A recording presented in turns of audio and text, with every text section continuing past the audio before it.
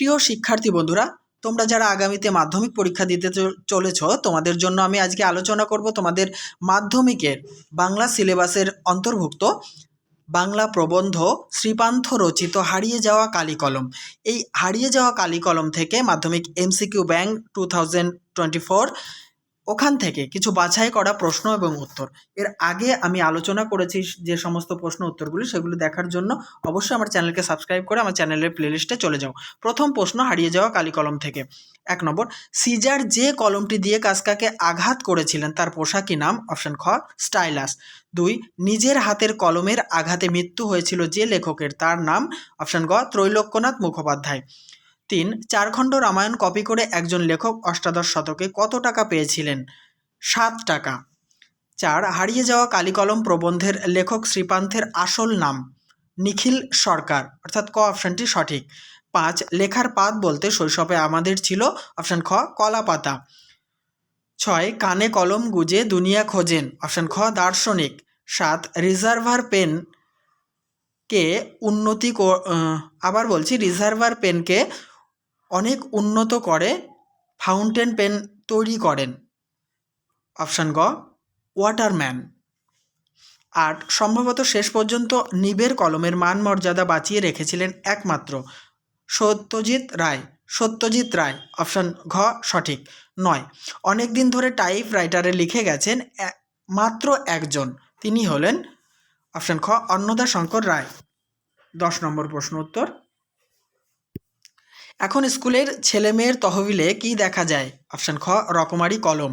11, কালি তৈরি করতে কড়াইয়ের তলার কালি কি দিয়ে ঘষে তোলা হতো? অপশান গ লাউ পাতা। 12, ওস্তাদ কলমবাজদের বলা হতো ক্যালিগ্রাফিস্ট বা? অপশান ঘ লিপি কুশলী। 13, শ্রীপান্থ ছদ্মনামে লিখেছেন? অপশান ঘ নিখিল সরকার। 14, বাংলা প্রবাদটি হলো? কালি নেই কলম নেই বলে আমি মুন্সি, ক অপশানটি সঠিক। 15, স্টাইলাস আসলে কি?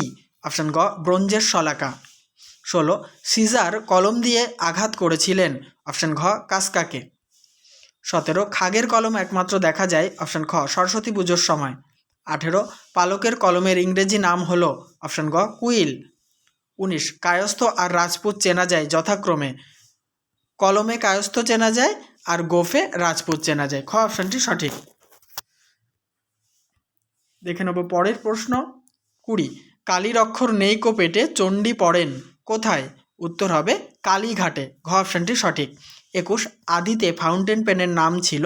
অপশান খ রিজার্ভার পেন। 22, ফাউন্টেন পেন এর বাংলা নাম ঝর্ণা কলম, নামটি দেন? অপশান ক রবীন্দ্রনাথ ঠাকুর। 23, চীনারা চিরকালই লেখার জন্য ব্যবহার করে আসছে? অপশান ক তুলি। 24, লাঠি তোমার দিন ফুরাইয়াছে উক্তিটি হলো? অপশান ক বঙ্কিমচন্দ্র চট্টোপাধ্যায়ের।